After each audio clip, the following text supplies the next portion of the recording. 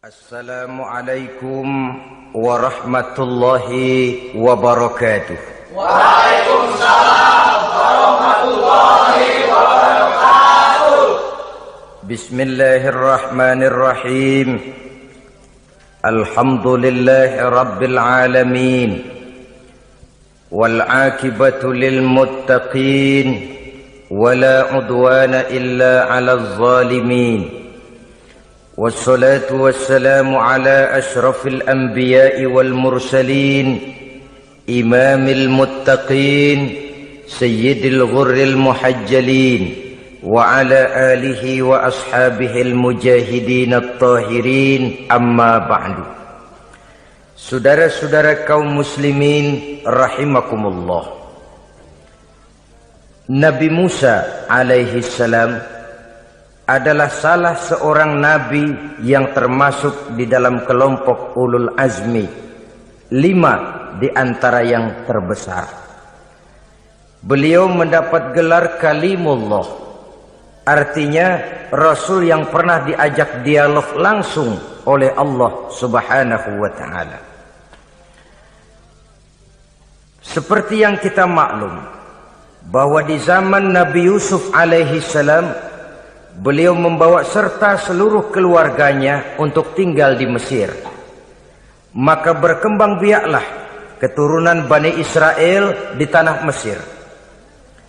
Sampai di zaman pemerintahan Ramses II yang merasa khawatir dengan semakin banyaknya keturunan Bani Israel di Mesir akan menghancurkan kekuasaan daripada kerajaannya.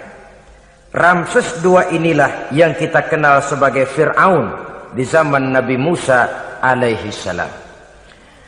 Maka terjadilah kemudian kebijaksanaan yang tidak bijaksana.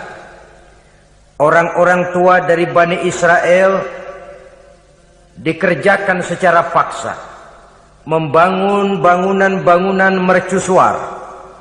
Kemudian bayi-bayi dari Bani Israel dibunuh. Orang tuanya disuruh kerja paksa, bayi laki-lakinya dibunuh. Dengan target agar Bani Israel hapus dari permukaan bumi ini. Tetapi kehendak Allah pasti juga akan terjadi. Maka lahirlah Nabi Musa alaihi salam, yang kelahirannya disembunyikan oleh orang tuanya dari pengetahuan umum. Namun bagaimanapun disembunyikan, kekhawatiran itu datang juga di hati ibu Nabi Musa alaihi salam. Allah kemudian memberikan ilham kepada ibu daripada Nabi Musa. Masukkan anakmu ke dalam satu peti, hanyutkan di sungai Nil. Itu dilakukan oleh ibu Nabi Musa alaihi salam. Dimasukkannya bayi Musa ini ke dalam peti, ditutup rapat, dihanyutkan di sungai Nil. Kemudian ibu tadi memerintahkan saudara perempuannya untuk mengikuti kemana peti ini hanyut di bawah arus sungai Nil. Adapun peti ini kemudian hanyut dibawa oleh arus sungai Nil, memasuki istana Fir'aun. Maka permaisuri atau istri daripada Fir'aun melihat peti hanyut itu, diperintahkan tentaranya untuk mengambil peti tadi. Manakala peti terbuka, berisi seorang bayi laki-laki yang sangat mungil, sangat gembiralah istri daripada Fir'aun. Diusulkannya kepada suaminya agar bayi laki-laki tadi diambil saja, dijadikan sebagai anak angkat, dipelihara dan dibesarkan dalam istana. Fir'aun menerima usul daripada istrinya. Maka sejak saat itu dijaga, dipelihara dan dibesarkanlah Nabi Musa alaihi salam di lingkungan istana Fir'aun laknatullah alaihi. Begitulah ia memasuki masa remajanya, tumbuh sebagai anak angkat daripada Fir'aun dengan segala fasilitas yang serba cukup di dalam istana Fir'aun. Sampai pada masanya di mana ia kemudian menyadari bahwa ia sebenarnya bukan dari keturunan orang-orang Mesir, tapi berasal dari keturunan Bani Israel. Sehingga satu hari ketika ia keluar dari istana, ia bertemu dengan orang yang sedang bertengkar Satu dari keturunan Bani Israel, satu lagi dari orang Mesir. Musa membantu orang Israel ini melerai perkelahian, tapi kemudian Nabi Musa memukul orang Mesir tadi, dan memang hebat, sekali pukul mati. Saudara-saudara, tidak sengaja Nabi Musa itu hanya memukul, memberikan peringatan, tapi mati. Ini disembunyikan oleh Nabi Musa, tapi bagaimanapun disembunyikannya, akhirnya toh tahu. Apalagi Fir'aun sejak awal memang sudah mendapat firasat. Jangan-jangan inilah yang banyak diramalkan oleh dukun-dukunku, ahli nujum di istanaku, bahwa akan lahir seorang anak laki-laki dari keturunan Bani Israel yang akan menghancurkan kekuasaanku, memusnahkan kerajaanku. Jangan-jangan ini orangnya. Sejak hari pertama menemukan bayi Musa, Fir'aun sudah punya firasat ke arah itu. Tapi karena kalah oleh desakan istrinya, maka diterimalah Musa untuk dibesarkan di dalam lingkungan istana. Sehingga akhirnya oleh karena perasaan bersalah ini, Nabi Musa melarikan diri. Melarikan diri dari istana Fir'aun setelah nyata-nyata bahwa dia memang keturunan Bani Israel. Melarikan dirilah Nabi Musa alaihi salam keluar dari Mesir menuju negeri Madian. Di dalam pengembaraannya, saudara-saudara, di satu lembah, Nabi Musa ketika itu belum menjadi nabi. Pemuda Musa ketika itu sedang beristirahat. Dari kejauhan dilihatnya orang sedang berdesak-desakan. Rupanya adalah pengembala-pengembala kambing yang akan mengambil air dari dalam sumur. Mereka berdesak-desakan, berebut karena sumur cuma satu, yang ambil air kelewat banyak. Di antara desakan-desakan orang itu, Nabi Musa melihat dua orang wanita kakak beradik minggir saja, tidak ikut berdesak-desakan.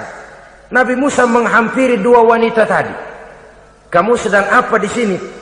Kami sebenarnya ingin mengambil air. Kenapa tidak ikut berdesak-desakan? Itulah soalnya. Mereka laki-laki semua, gagah perkasa pula. Kalau kami ikut berdesak-desakan, bagaimana jadinya kami? Biarlah kami mengalah menunggu sampai mereka selesai semuanya, baru kami akan mengambil air. Mengertilah Nabi Musa bahwa wanita kakak beradik ini demikian halus akhlaknya. Gak mau berdesak-desakan sama orang laki. Budi pekertinya sedemikian luhur. Tungguin aja dah, ntar juga beres. Kalau semua udah kan pada minggir, kita nggak pakai berdesak-desakan. Saudara hadirin, menyadari kodrat kewanitaannya, sehingga berdesak-desakan itu saja sudah dianggap bisa mengurangi citranya sebagai wanita. Biar dia ngalah aja, tungguin ntar juga rapi. Bukan malah ikut ngerangsek. Enak nih berdesakan sama orang laki nih, lumayan nih.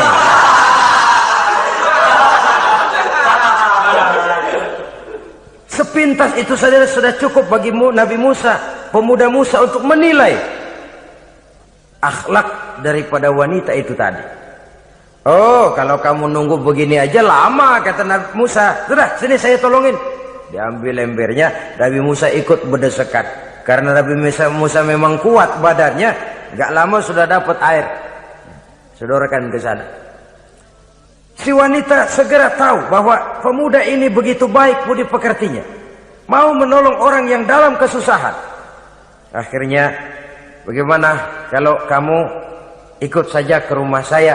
Bapak saya sudah tua, senang hatinya kalau kamu ikut ke rumah, kenalan sama bapak saya.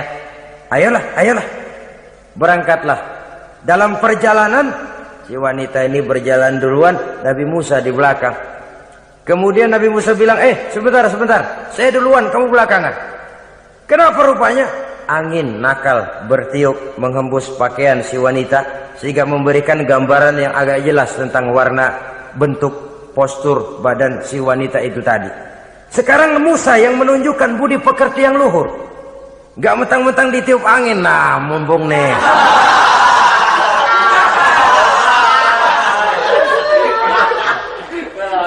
rezeki nih, kapan lagi nyari yang begini ya? Jadi dua-duanya sudah menunjukkan satu akhlak yang sangat luhur. Dan manakala sampai di rumah si wanita kakak beradik tadi, diceritakanlah halnya bahwa dia ditolong oleh seorang pemuda, inilah orangnya. Sangat bersukacitalah hati orang tua kedua wanita itu tadi. Lalu usul si wanita tadi, Pak, kita kan di sini banyak punya kambing, nggak ada yang bantuin gembala, Bapak sudah tua. Kalau ini orang kita minta tinggal di sini saja, gimana Pak? Ya terserah kamulah. Akhirnya Nabi Musa tinggal di sana. Menurut satu riwayat 8 tahun ikut mengembalakan kambing. Dan orang tua tadi tidak lain adalah Nabi Syuaib alaihi salam, yang pada akhirnya kemudian Nabi Musa dikawinkan dengan wanita itu tadi. Setelah berumah tangga, Nabi Musa ingat kembali bahwa ia sesungguhnya keluar dari Mesir karena menghindarkan diri. Bahwa kaumnya Bani Israel hidup di Mesir itu tertindas di bawah rezim kekuasaan Fir'aun yang zalim. Dikerjakan secara paksa, wanita dipermalukan, bayi-bayi laki-laki dibunuh. Tergerak hatinya. Dia sudah enak, punya mertua bijaksana, punya istri cantik, hidup tenang sebagai pengembala kambing. Tapi nurani kebangsaannya berontak. Saya tidak boleh bersenang-senang sementara bangsa saya ditindas. Saya tidak boleh menari di atas bangkai saudara saya. Saya tidak boleh tersenyum di atas penderitaan saudara-saudara saya. Saudara-saudara saya Bani Israel merintih di bawah penindasan Fir'aun. Saya harus membebaskan mereka. Diceritakanlah hal ini kepada mertuanya. Wah, kalau pakai bahasa mertua, saya mau kembali ke Mesir. Untuk apa Musa? Untuk menyelamatkan saudara-saudara saya Bani Israel yang masih dalam cengkraman kezaliman rezim Fir'aun. Saya harus membebaskan mereka. Ya kalau memang itu tekadmu nak, berangkatlah. Bapak mengiringimu dengan doa. Berangkatlah Nabi Musa bersama istrinya. Sampai ketika beliau sedang istirahat di satu lembah, dari kejauhan beliau melihat ada api menyala. Beliau berkata kepada istrinya, kau tunggu di sini. Tidak lama saya akan kembali. Saya akan menghampiri api itu. Berangkat Nabi Musa ke arah api menyala tadi. Makin didekati, makin terang sinarnya. Sampai kemudian terdengar suara, ya Musa, inni ana rabbuka, fakhla' na'laik. Innaka bilwadil muqaddasi tuwa, wa ana akhtartuka. Fastami' lima yuha. Wahai Musa, akulah Tuhanmu, bukalah terompahmu. Sesungguhnya engkau berada di satu lembah yang disucikan bernama lembah tua. Aku telah memilihmu Musa, dan sekarang dengarlah apa yang diwahyukan kepadamu. Pada saat itulah turun wahyu pertama, dan resmilah sudah Nabi Musa diangkat menjadi Rasul oleh Allah Subhanahu wa ta'ala. Di satu lembah di Bukit Tursina. Apa wahyu yang pertama turun? Bunyinya, innani anallah, la ilaha illa ana fa'budni. Sesungguhnya aku inilah adalah benar-benar Tuhanmu. Tidak ada Allah selain daripada aku. Maka hendaklah engkau hanya beribadah menyembah kepadaku. Ini umum saudara. Semua Rasul yang diutus Allah, inilah ajaran prinsipnya. Anallah, la ilaha illa ana. Akulah Allah Tuhanmu. Tidak ada Tuhan lain selain Allah. Semua Rasul membawa ajaran ini. Oleh sebab itu, bukan hanya sekadar percaya kepada Tuhan saja yang penting. Sudahlah, pokoknya kan percaya kepada Tuhan. Iya, Tuhan yang mana?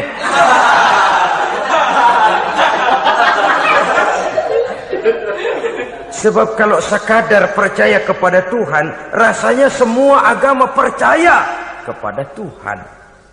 Begitulah orang Hindu percaya kepada Tuhan, tapi Tuhan menurut mereka Trimurti, Wisnu, Shiva, Brahma. Orang Buddha percaya kepada Tuhan, tapi Tuhan dalam pandangan mereka ada Tuhan kecil Hinayana, ada Tuhan besar Mahayana. Orang Majusi juga percaya kepada Tuhan. Tapi Tuhan dalam pandangan mereka, ada Tuhan kebaikan, namanya Ahriman. Ada Tuhan kejahatan, namanya Ahura Mazda.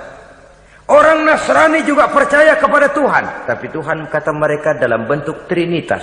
Tuhan Anak, Tuhan Bapa, Ruhul Kudus. Ini semua Tuhan dalam pandangan mereka. Jadi kalau sekadar percaya kepada Tuhan, percaya kepada Tuhan, percaya kepada Tuhan, Tuhan yang mana? Itu yang prinsip. Itu yang prinsip.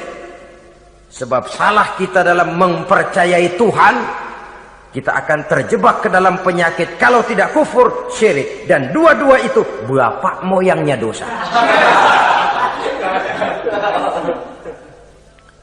Begitu Islam menyelamatkan kita masyarakat manusia. Ya ayyuhan nasu ubudu rabbakumul ladzi khalaqakum. Hai manusia, Tuhanmu yang perlu kamu sembah itu hanyalah Tuhan yang telah menciptakan kamu. Dan itu tidak lain adalah Allah yang lam yalid wa lam yulad wa lam yakul lahu kufuwan ahad, yang laisa kamitslihi syai'un. Ia tidak beranak, ia tidak diperanakkan, dan ia tidak bisa diserupakan dengan apapun. Dialah Allah itu. Begitu wahyu yang diberikan kepada Adam, kepada Nuh, kepada Ibrahim, kepada Yusuf, bahkan kepada Musa alaihissalam. Innani anallah, la ilaha illa ana, fa'budni. Akulah Allah, Tuhanmu. Tidak ada Tuhan lain selain daripada aku Allah. Maka kepadakulah kamu hanya menyembah. Ini wahyu yang pertama turun, sudah berisi tauhid. Jadi hakikatnya agama Yahudi, saudara, adalah agama tauhid. Agama monoteis. Agama yang mengajarkan hanya ada satu Tuhan untuk seluruh alam. Dan Tuhan itu adalah Allah subhanahu wa ta'ala. Sebab itu syahadat orang Yahudi bunyinya begini. Shema Yisrael, Yahweh Elohenu, Yahweh Echad. Ini syahadatnya orang Yahudi. Itu perbedaan bahasa Suryani Ibrani dengan bahasa Arab. Kita Isma itu bahasa Arab, dia Shema. Isma, Shema. Shema Yisrael, Yahweh Elohenu, Yahweh Echad. Ahad Echad.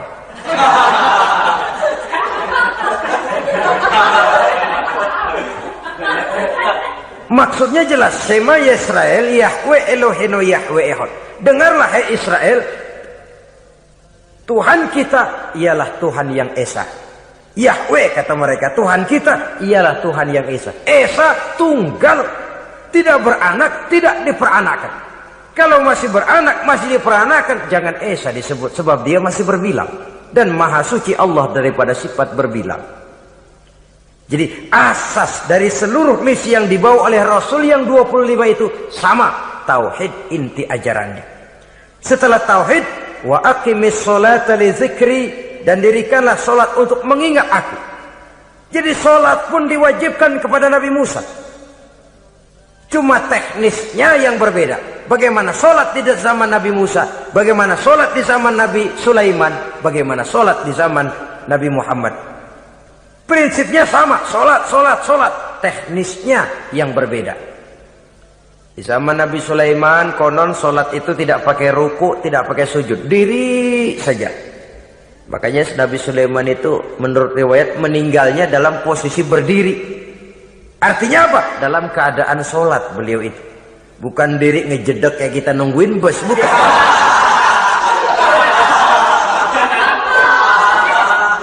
Berdiri dalam kondisi solat. Tapi yang jelas solat itu setiap Nabi. Hanya teknisnya saja yang berbeda. Jadi ini sudah akidah dan syariat. Akulah Allah Tuhanmu, tidak ada Tuhan lain selain aku. Ini kan akidah. Yang kedua, wa aqimis sholata li dzikri, syariat. Dirikan solat untuk mengingat aku. Inna sa'ata atiyatun, sesungguhnya kiamat itu pasti akan datang. Ini juga sudah urusan beriman, percaya kepada yang lain. Saudara-saudara kaum muslimin rahimakumullah. Setelah mendapat wahyu ini, turunlah perintah Allah kepada Nabi Musa. Apa kata Allah? Izhab ila fir'auna innahu tagha. Sekarang Musa, berangkatlah kamu menuju Fir'aun. ia telah melampaui batas. Berangkatlah kamu ke sana Musa, hadapi Fir'aun, sampaikan dakwah ini. Ia telah melampaui batas. Innahu tagha, ia telah berlebih-lebihan. Nah, saudara-saudara, jadi dua fungsi sudah. Kalau pada mulanya Nabi Musa berniat kembali ke Mesir hanya untuk membebaskan kaumnya Bani Israel, sekarang malah bertambah. Tidak hanya sekedar itu, malah lebih utama adalah menyampaikan risalah, menyampaikan misi kerasulannya, menyadarkan Fir'aun, menegakkan tauhid, mengembangkan syariat. Bertambahlah tugas Nabi Musa sebagai pejuang bangsa, juga sebagai mujahid, pejuang agama. Pada mulanya sebagai pejuang bangsa tuh, artinya Nabi Musa ini kembali kepada Fir'aun di Mesir, tujuannya tadi kan cuma untuk membebaskan Bani Israel kaumnya. Ini pejuang bangsa. Tapi di tengah jalan ia mendapat wahyu. Berangkat kau kepada Fir'aun, innahu tagha, ia telah melampaui batas. Sadarkan dirinya, canangkan tauhid, sampaikan syariat. Bertambahlah tugasnya. Lebih daripada sekedar pejuang bangsa, ia juga pejuang agama, pejuang tauhid. Dua fungsi. Kadang-kadang ada pejuang agama tapi tidak pejuang bangsa. Kadang-kadang ada pejuang bangsa tapi tidak pejuang agama. Nah, saudara-saudara kaum muslimin rahimakumullah, idealnya ya kedua-duanya. Ya pejuang agama, ya pejuang bangsa juga. Mendapat tugas seperti ini, apa permohonan Nabi Musa alaihi salam? Beliau berkata, qala rabbi shrah li sadri wa yassir li amri wahlul 'uqdatam min lisani yafqahu qawli waj'al li waziran min ahli Haruna akhi usdud biha uzri. Ini permohonan Nabi Musa ketika dilantik menjadi rasul. Diberikan tugas, berangkat kau ke Mesir, sampaikan risalah ini kepada Fir'aun, karena ia telah melampaui batas. Apa permohonan Nabi Musa? Rabbi syrah li sadri, ya Allah, lapangkan hati saya. Wa yassir li amri, mudahkan urusan saya. Wahlul 'uqdatam min lisani, buka kebekuan lidah saya. Yafqahu qawli, sehingga mereka mengerti apa yang akan saya bicarakan. Ini kondisi dasar. Memulai satu perjuangan dengan persiapan dasar. Apa permohonan pertama? Isyrah li sadri, lapangkan jiwa saya. Menghadapi musuh dengan jiwa yang lapang itu penting. Kalau kita menghadapi musuh dengan jiwa yang sempit, kita sudah kalah sebelum perang.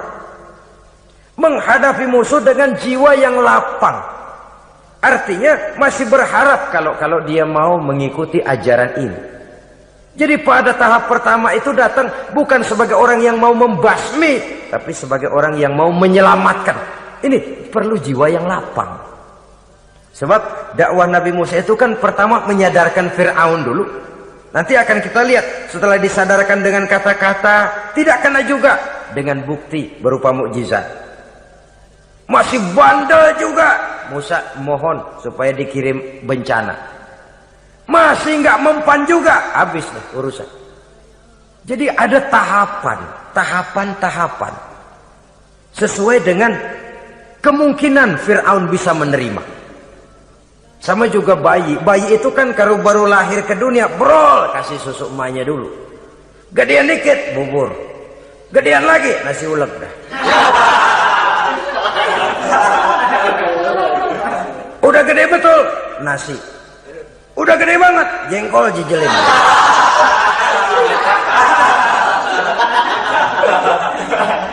Jadi ada semacam tahapan. Kalau begitu lahir dikasih jengkol kan habis. Peringatan dulu. Setelah peringatan, bukti berupa mukjizat. Dihadapkan dengan sihir, menang mukjizat.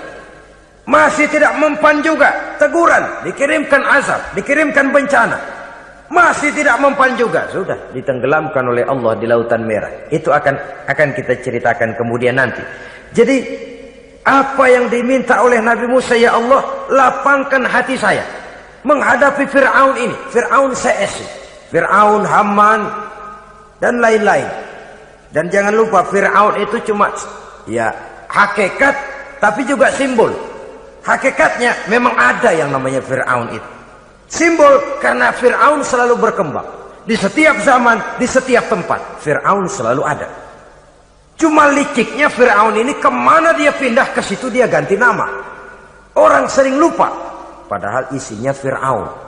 Namanya bisa Hitler, namanya bisa Mussolini, namanya bisa Stalin, tapi isinya Fir'aun. Kemana dia tinggal, di situ dia ganti nama. Simbol dari kekuasaan yang terlepas dari kontrol iman. Simbol dari kekuasaan yang menyebabkan orang lupa diri dan lupa daratan. Dan sebenarnya mah Fir'aun mulanya cuma raja tuh, raja doangan dia. Cuman kelamaan jadi raja kagak mau turun-turun. Akhirnya dia menganggap tidak ada yang lebih tinggi daripadanya.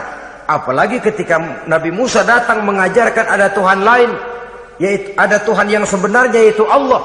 Lah Fir'aun sampai kepada puncak kekurang ajarannya memproklamirkan diri sebagai Tuhan. Ana rabbukumul a'la.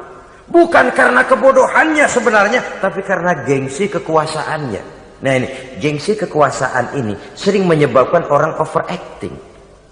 Fir'aun bukan bodoh, bukan. Fir'aun bukan tidak tahu kalau Musa itu benar, tahu. Fir'aun bukan tidak ngerti kalau itu mukjizat, sihir kalah, tahu. Tapi gengsi kekuasaan. Gua kan raja, masa di depan rakyat tunduk sama Musa, gengsi dong.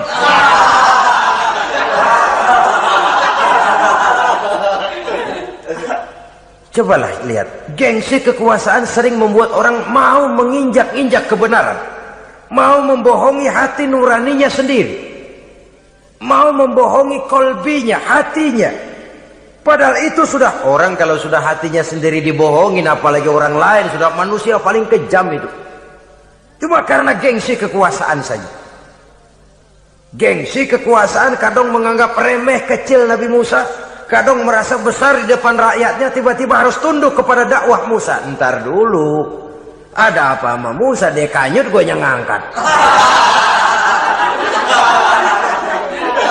Iya toh, peristiwa di Sungai Nil itu.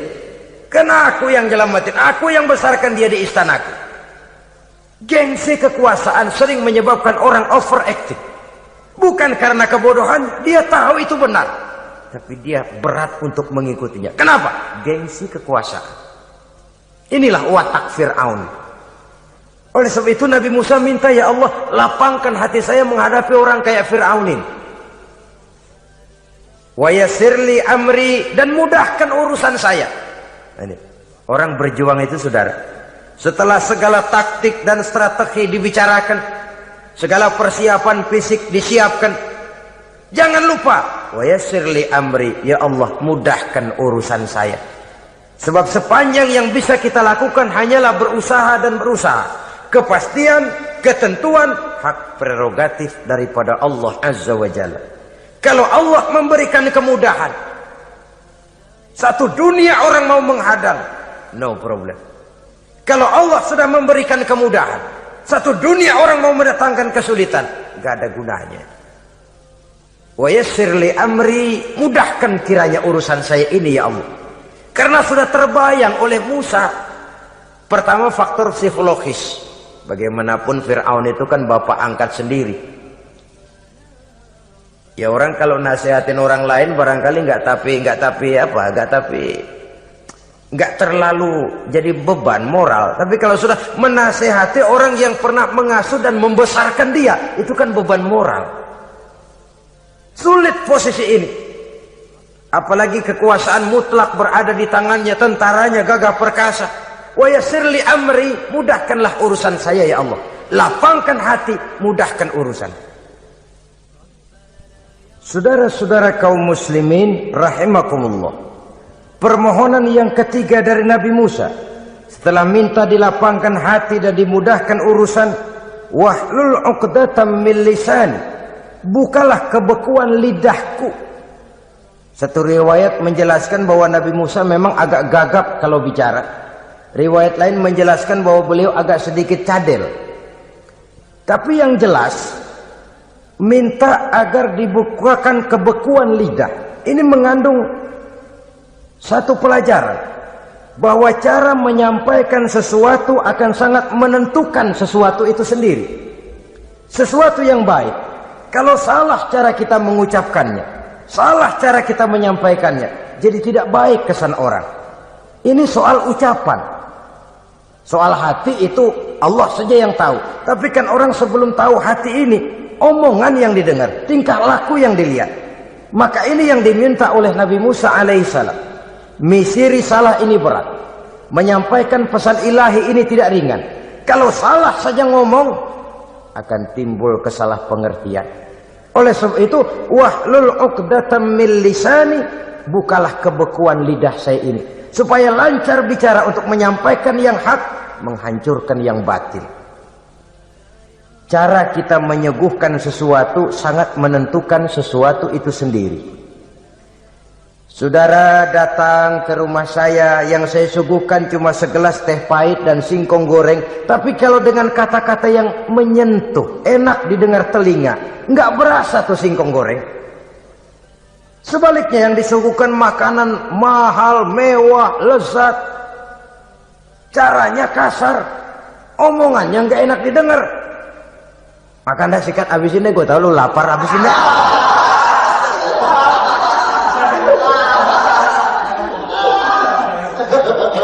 Rasanya biar lapar juga nahan juga gitu. Apa itu? Bukan makanannya yang tidak enak, bukan kita nggak doyan, bukan caranya itu loh, caranya. Nah, Islam ini agama yang baik. Kalau disampaikan dengan kata yang tidak baik, akan timbul, oh Islam kok gitu ya. Nah ini yang tidak diinginkan oleh Nabi Musa. Wahlul 'uqdatam min lisani. Kita begitulah dalam kehidupan ini, kadang mendengar satu ceramah bisa berurai air mata, bisa histeris, bisa gembira. Kenapa? Kepandaian orang menyampaikannya. Bicara dia 2-3 jam, rasanya baru 5 menit. Baru sebentar kok, tahu-tahu sudah selesai. Ada yang udah setengah jam, baru seperempat jam ngomong, udah rasanya udah kayak 3 jam.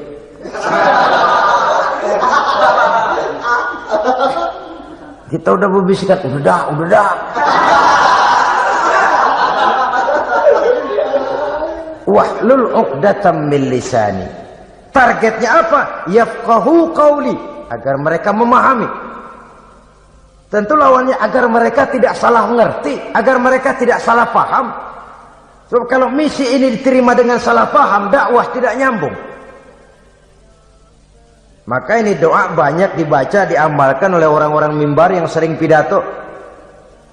Lapang hati melihat kerumunan orang banyak, tapi nggak dak-dikduk, nggak kena demam mimbar. Udara dingin tapi keringat, baju basah. Saudara hadirin yang saya hormati, lalu permohonan yang selanjutnya daripada Nabi Musa alaihi salam, waj'al li waziran min ahli, dan jadikanlah bagiku seorang pembantu dari keluargaku. Siapa? Haruna akhi, dia tidak lain adalah saudaraku Harun. Usdud biha uzri, akan saya limpahkan kepadanya segala beban-beban yang saya derita. Artinya orang berjuang perlu teman, nggak bisa sendirian. Nggak, bagaimanapun hebatnya kita tetap memerlukan bantuan daripada orang lain. Sendiri memang lebih baik daripada berteman orang jahat. Tapi berdua lebih baik daripada sendiri. Bertiga lebih baik daripada berdua. Makin banyak, makin baik. Untuk satu persoalan yang besar, memerlukan kebersamaan. Begitulah Nabi Musa memberikan contoh. Saya tidak bisa berjuang sendiri. Saya minta dibantu oleh saudara saya Harun. Jadikan dia pembantu saya. Tempat saya membagi suka dan duka dalam perjuangan ini. Tempat saya bercerita, tempat saya mengeluh, tempat saya melarikan persoalan. Sebab beban hati itu akan berkurang kalau kita ada tempat kita bercerita. Nah, saudara-saudara, berangkatlah Nabi Musa ke Mesir. Kemudian mulai menyampaikan dakwahnya kepada Fir'aun, laknatullah alaih. Fir'aun mendengar Musa datang kembali. Kemudian terjadilah forum dakwah itu. Apa kata Fir'aun? Musa, kamu kemana saja? Saya pergi ke Madian. Apa yang kamu lakukan? Begini, begini, begini. Kamu melarikan diri? Pada mulanya iya. Dan sekarang apa maksud kamu datang kembali ke Mesir? Semula saya ingin membebaskan kaum saya Bani Israel. Lalu saya kemudian menerima wahyu dari Allah. Ditugaskan, diperintahkan langsung oleh Allah Sang Maha Komandan untuk datang menemui Tuhan, menyadarkan Tuhan dari kesesatan selama ini. Siapa Allah itu Musa? Allah adalah Tuhan saya dan Tuhan juga dan Tuhan seluruh alam ini. Baru nih Musa. Saya baru dengar nih. Ada yang begini nih. Tuhanlah pakai nggak kelihatan. Tuhanlah cuma satu. Yang Tuhannya banyak aja masih kelaparan.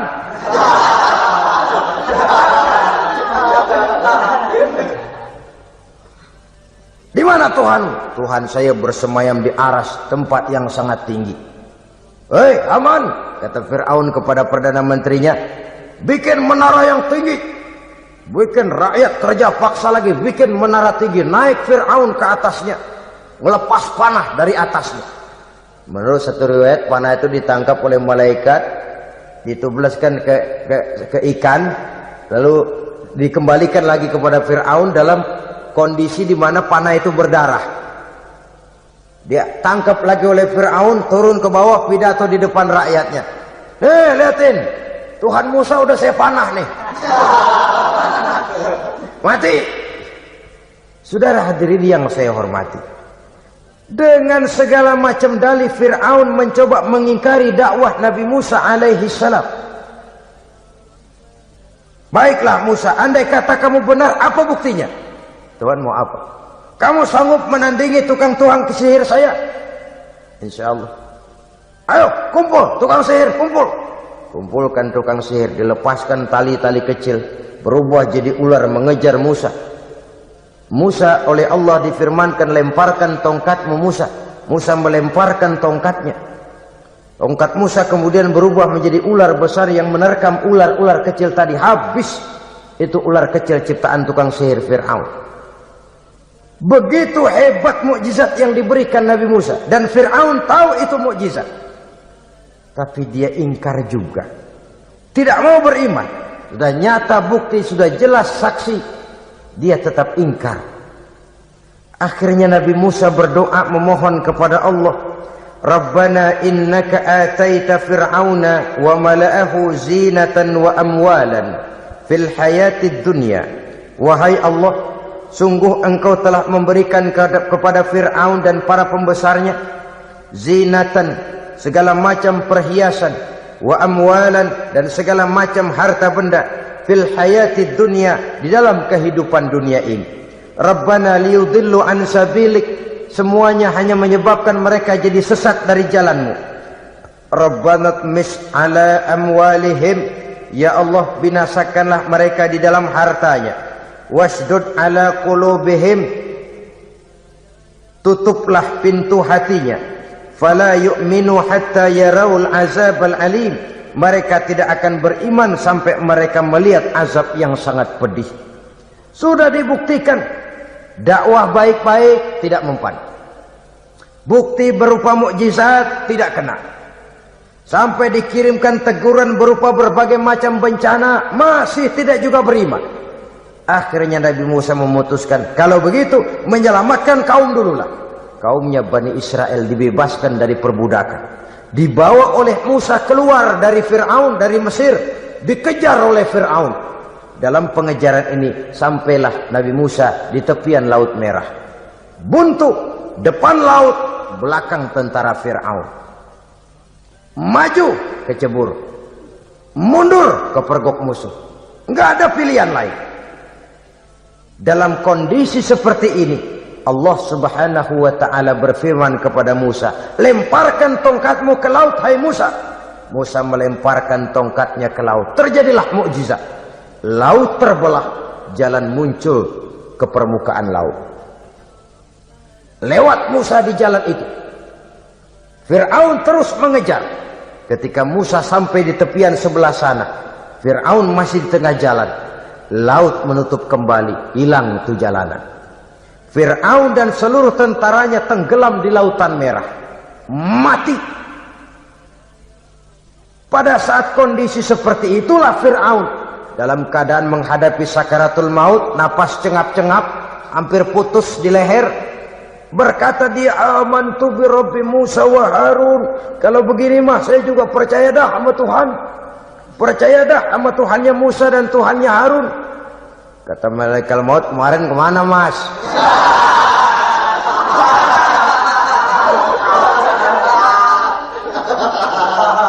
Sudah gini hari baru mau percaya, terlambat. Terlambat. Akhirnya Fir'aun mati. Mati, tapi badannya utuh.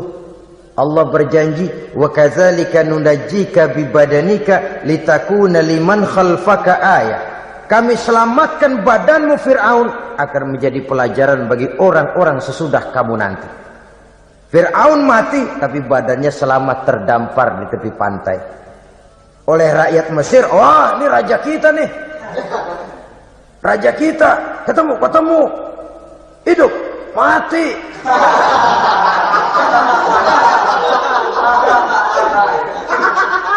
Kemudian sesuai dengan tradisi raja waktu itu, dimumilah badannya, diawetkan, sehingga sampai sekarang jenazah atau jasad daripada Fir'aun ini masih tersimpan dengan baik di museum negara di Mesir itu. Saudara-saudara kaum muslimin rahimakumullah. Jadi satu hal yang bisa kita ambil pelajaran daripada riwayat perjalanan dakwah Nabi Musa ini, bahwa dakwah menyampaikan risalah memang bukan jalan lurus dan licin bertabur bunga di kanan kirinya. Dakwah menyampaikan pesan agama, jalannya berliku, berbelok, menanjak, menurun, banyak onak dan duri di sekelilingnya. Yang paling makan hati adalah apabila sudah berdakwah kepada penguasa yang zalim, seperti halnya Fir'aun ini. Bagaimanapun ia punya kekuasaan, ia punya tentara, ia bisa menghitamkan yang putih, ia bisa memutihkan yang hitam. Kalau bukan iman yang jadi landasan moral dalam perjuangan, orang mudah frustasi. Kalau berdakwah kepada rakyat kecil, resiko kurang. Kalau berdakwah kepada para pengusaha, resiko kurang. Kalau berdakwah kepada kelompok-kelompok yang tidak memegang kekuasaan, resiko kurang. Tapi kalau sudah kelompok memegang kekuasaan, yang tersinggung gengsi kekuasaannya, disitulah resikonya sedemikian besar. Ini yang dihadapi oleh Nabi Musa alaihissalam. Tapi yang dijalaninya dengan tabah, dengan tekun. Karena kebenaran memang bisa ditekan, tapi satu hal yang jelas, kebenaran sama sekali tidak akan bisa dikalahkan. Buat sementara dia bisa ditekan, tapi lambat atau cepat dia pasti akan muncul ke permukaan, dan kebenaran jugalah yang akan tampil sebagai pemenang. Sebenarnya kurang apa Fir'aun? Kekuasaan mutlak berada di tangannya. Seluruh menteri-menterinya adalah pendukungnya belaka. Rakyat dipaksa untuk takut dan taat kepadanya. Dia adalah kekuasaan tunggal di Mesir. Sementara kaum Bani Israel berada di bawah penjajahannya, penindasannya, kesewenang-wenangannya. Dan bahkan ketika Nabi Musa sudah menyampaikan dakwahnya, Fir'aun malah sempat mengungkap jasa. Musa, kamu kok sekarang bisa begitu? Enggak ingat ya dulu kamu hanyut di sungai Nil, istri saya kan yang angkat, saya yang besarkan di istana saya. Kok sekarang kamu bisa ngelawan saya sih? Ini biasa. Apa jawab Nabi Musa? Kenikmatan yang kau berikan kepada saya belum seberapa ketimbang penghinaanmu kepada kaum saya Bani Israel. Jangan kau menyangka Fir'aun, kalau saya kau bikin senang, saya lalu akan mau mengkhianati bangsa saya sendiri. Tidak. Sama sekali kesenangan yang kau berikan kepada saya tidak akan menutup mata saya dari kondisi yang dihadapi oleh kaum saya, oleh umat saya. Mereka tersiksa, mereka menderita, mereka merana. Haruskah saya lupakan mereka cuma karena saya sudah tinggal di istanamu, engkau yang membesarkan? Padahal kau pun membesarkan saya bukan karena kemauanmu. Desakan daripada istrimu. Jangan ngitung-ngitung jasa Fir'aun. Andai kata pun jasamu ada kepada saya, belum seberapa ketimbang penghinaanmu kepada bangsa saya Bani Israel. Di situ Nabi Musa menunjukkan sifat nasionalisme yang sangat tinggi, rasa nasionalisme yang sangat mendalam. Kadang-kadang kan orang ya seperti di zaman penjajahan Belanda, karena diangkat jadi tuan tanah, bangsanya sendiri diinjak-injak. Karena diangkat jadi centeng dikit dah, kumis mbaplang dah, bukan main. Bangsanya sendiri diinjak-injak. Fir'aun mengingatkan ini, kalau cara kita lo gede di sini, makan di sini, segala macam di sini dah, masa lupa kacang sama kulitnya. Kasarnya mah lu bisa begini nih, Musa nih gue yang ngerawatin lo. Saya yang menjagamu, mengangkatmu dari sungai Nil. Masa sekarang sudah gede begini kamu mau berhadapan dengan saya? Punya pikiran dong dikit kalau cara kita. Mikir dong, mikir. Dulu lagi kayu di Nil, siapa yang angkat? Musa tidak membantah. Betul itu Fir'aun, betul. Tapi apalah artinya semua itu ketimbang penghinaan yang engkau berikan kepada bangsa saya? Saya tidak mungkin menari-nari di atas bangkai umat saya. Saya tidak mungkin bersenang-senang di atas penderitaan kaum saya. Dan saya tidak mungkin senyum ceria di atas derita daripada kaum saya. Dengan tidak melupakan jasamu, saya tidak akan merubah pendirian saya. Saya ingin membebaskan penjajahan. Saya ingin membebaskan kaum saya Bani Israel dari belenggu penindasan. Kalau engkau sudah tidak mau mendengar dakwah yang saya sampaikan, tidak mau bertuhan Allah, tidak mau menyembah kepadanya, tetap dengan keangkuhan dan kesombonganmu sekarang ini, okelah, berjalanlah dengan keyakinanmu. Tapi saya harus membebaskan kaum saya Bani Israel. Saudara-saudara kaum muslimin rahimakumullah, itulah jalan dakwah, jalan menyampaikan risalah agama, risalah Islam. Sekali lagi, bukan jalan lurus bertabur bunga. Tapi agama memberikan ajaran, balighu anni walau ayat. Sampaikan dari aku walaupun cuma sekedar satu ayat saja. Tugas ini memang mulia tapi berat. Tugas ini memang terhormat tapi penuh resiko. Ya kalau menyampaikan asal sekedar menyampaikan, sudahlah, pokoknya nyampein, percaya syukur kagak, udah dah. Bukan cuma sekadar itu. Ada semacam tanggung jawab moral. Maka kondisi dasar yang dilakukan oleh Nabi Musa, permohonan yang tadi itu, ya Allah lapangkan hati saya. Jalan ini penuh onak dan duri, berliku, menanjak, menurun, banyak halangan, tentangan, rintangan dan fitnahan. Kemudian mudahkan urusan saya. Menentang kekuasaan Fir'aun bukan perkara ringan. Bukan urusan main-main. Menentang raja yang sedang berkuasa, kekuasaannya mutlak, otoriter pula, diktator murni Fir'aun itu. Mudahkan urusan saya menghadapi jalan ini ya Allah. Karena tidak mungkin menurut otak. Mana bisa kata kebiasaan, impossible kata rasio. Kalau Allah mau memudahkan, semua jalan akan terbuka dengan mudah. Tapi kalau Allah yang mempersulit, bagaimanapun matangnya perhitungan strategi, taktik, rencana, program, planning, kalau Allah mempersulit, jalan itu akan jadi buntu jadinya. Oleh sebab itu maka persiapan zahir harus diimbangi dengan persiapan batin. Untuk menegakkan sesuatu yang hak, menghancurkan sesuatu yang batil, sebagaimana yang dilakukan oleh Nabi Musa alaihi salam ini. Dan segala macam tantangan dihadapi oleh Nabi Musa. Kau menyampaikan risalah bahwa engkau Rasul? Ya. Kau punya bukti? Siap. Apa buktimu? Ini, tongkat dilempar jadi ular, tangannya dimasukkan ke saku baju, lalu dikeluarkan bersinar gemerlapan, lebih sinar dari lampu merkuri. Sampai Fir'aun silau dibuatnya berasa, sudah Musa, sudah, masukkan tanganmu lagi, masukkan tanganmu lagi. Dia tahu, dia sadar itu bukan sihir, tapi lagi-lagi gengsi kekuasaan. Sehingga pantas kalau Nabi pernah bersabda, afdalul jihad kalimatu haqqin inda imamin jair. Jihad yang paling besar adalah mengucapkan kebenaran di depan penguasa yang zalim. menyampaikan kebenaran di hadapan penguasa yang zalim. Tapi kan berat, saudara, sulit, apalagi kalau belum apa-apa udah ngeri. Udah jangan dah.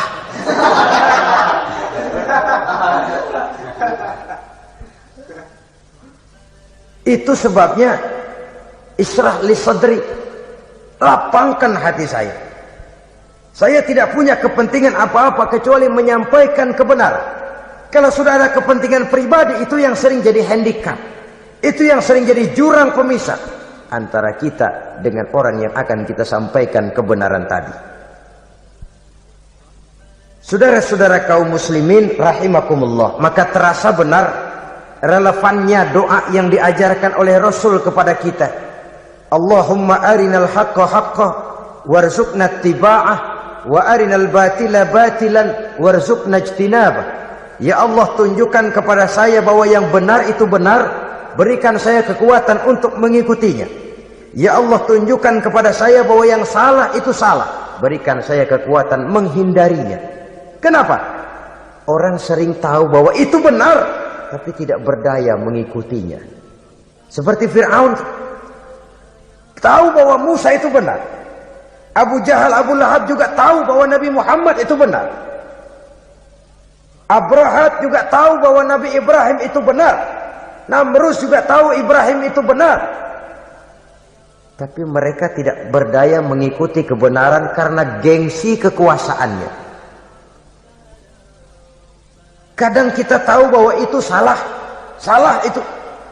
Tapi karena dilakukan oleh orang yang punya kekuasaan, kita lalu tidak berdaya menghindarinya, malah terjebak ikut-ikutan salah, lalu menghibur-hibur diri. Sudahlah, tak ada gading yang tak retak. Bukankah dengan demikian kita sudah melegimitir kesalahan? Tahu bahwa itu benar dan mampu mengikutinya, itu nikmat. Tapi tahu itu benar namun tidak berdaya mengikutinya, itu mendatangkan siksaan batin. Tahu itu salah dan mampu menegur, itu nikmat. Tahu bahwa itu salah tapi larut ikut salah, nimbrung dalam kesalahan, itu mendatangkan tekanan batin. Jadi tahu kebenaran itu penting, tapi terketuk hati mengikuti kebenaran itu jauh lebih penting. Semua kita tahu Islam itu benar, tapi semua yang tahu Islam itu benar maukah mengikuti ajaran Islam? Tidak. Semua orang tahu kalau judi itu batil. Hatta penjudi yang paling kakap pun mesti tahu kalau itu batil, itu tidak baik. Tapi dia tidak berdaya untuk menghindarkannya, terjebak ke dalam penyakit itu tadi. Oleh sebab itu, saudara-saudara kaum muslimin yang saya cintai, tidak ada satu ucapan yang lebih baik. Dalam istilah Quran itu Allah menjelaskan, wa man ahsanu qawlan mimman da'a ila Allah wa amila salihan wa qala innani minal muslimin.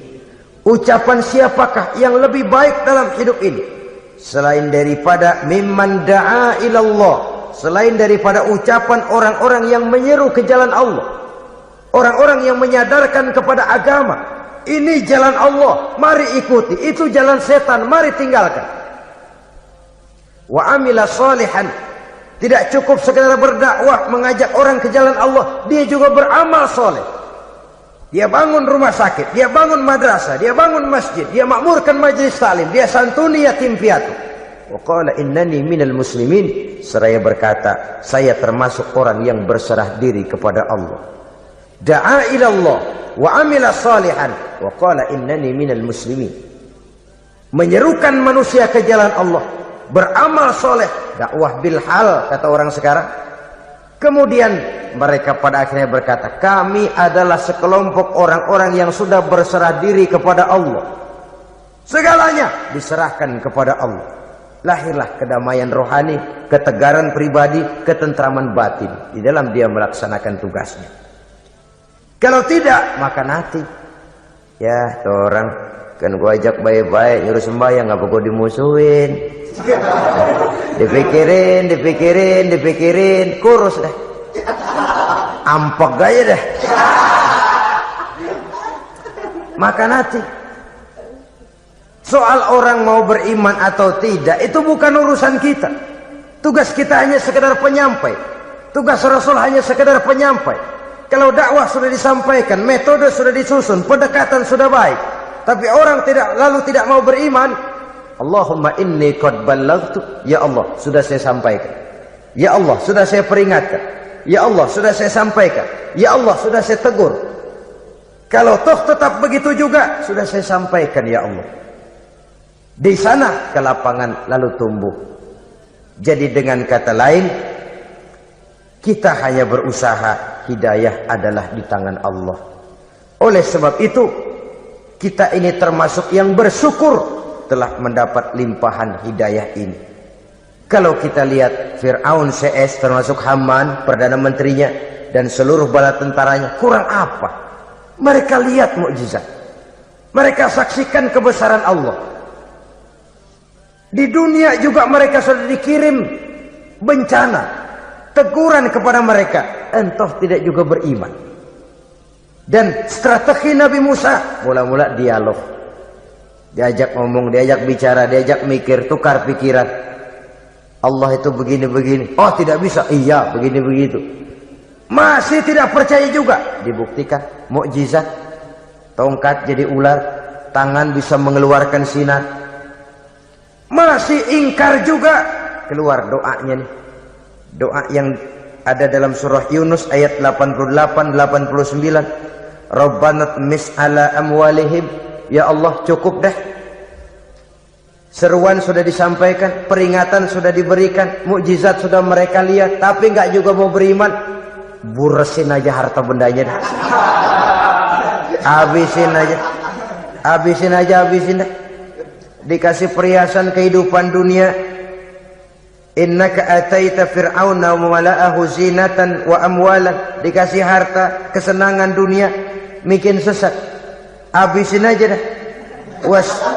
Wastud ala qulubihim, hatinya empat dah. Udah dipatri, udah enggak mempan apa-apa. Udahlah ya Allah. Wala yu'minu hatta yaraul azabal alim. Rasanya mereka memang enggak bakalan mau beriman kalau belum melihat azab yang sangat pedih. Dan memang setelah timbul tenggelam, napas mau sekarat, baru beriman. Terlambatlah sudah. Nah, saudara-saudara kaum muslimin rahimakumullah, bagaimana akhir daripada perjalanan Nabi Musa ini, insya Allah akan kita bicarakan pada pertemuan berikutnya. Terima kasih atas perhatian saudara. Mohon maaf atas segala kekurangan. Wassalamualaikum warahmatullahi wabarakatuh. Waalaikumsalam.